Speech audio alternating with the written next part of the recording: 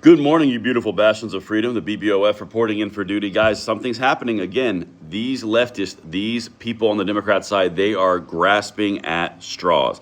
The narrative around what happened with the trans killer, with the leftist cult, the ones that assassinated Charlie Kirk, they can't wiggle out of it anymore. So they're starting to reinvent history. First, they said it wasn't going to do anything and it was completely irrelevant. He wouldn't be a martyr. Then it turns out 52,000 Turning Point USA inquiries for chapters happened, and now that went out the window, so good job on that one. Then you got the element of assassination of his character, because if he's being effective, all of a sudden now you have to assassinate his character, even though you've already assassinated him personally. Then there's the rewriting of history and the reframing. This is what we're going to talk about. And if you guys are ready for this fight for our country and you want to beat these people politically, hit that like button, subscribe to the channel, and turn the notification bell on. We're grinding, fueling all the way towards freedom every single day. All right, listen, here's the underlying point.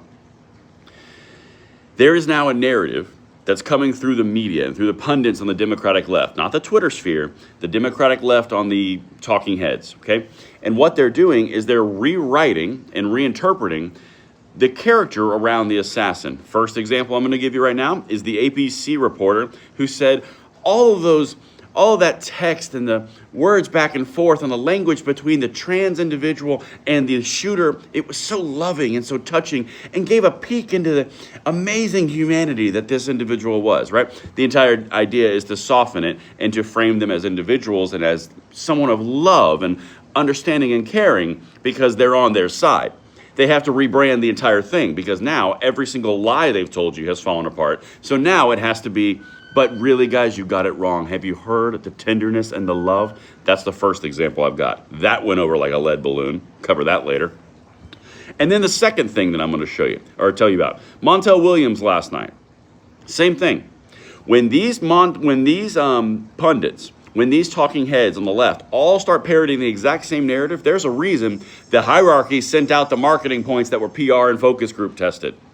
Because Montel Williams went down the road of, was it a rebellion against his father who identified as MAGA? Oh, well, 4 days ago, it's MAGA's fault because he's MAGA. But now that he's a leftist, was there angst in the individual?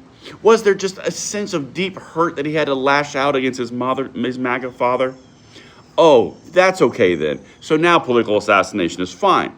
And then the other thing that Montel Williams said is, but he was really doing it to defend his trans lover because he felt aggressed by the MAGA movement. So therefore, in order to defend his lover, he politically assassinated a thought leader on the right that he identified as the issue. Guys, I'm going to track this every second that I can, and this is the real fight. Hit that like, subscribe. I'll see you in the next one.